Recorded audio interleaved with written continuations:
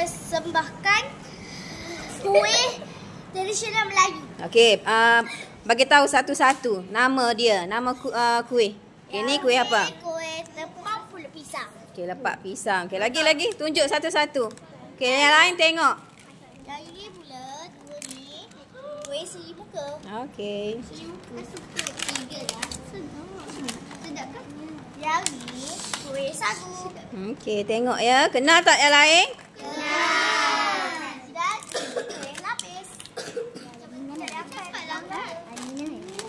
Lagi pula yang ni kuih bahulu.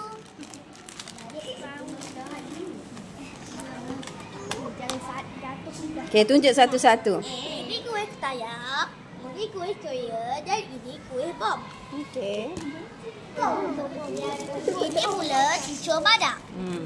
Yang ini kuih donat. Dengan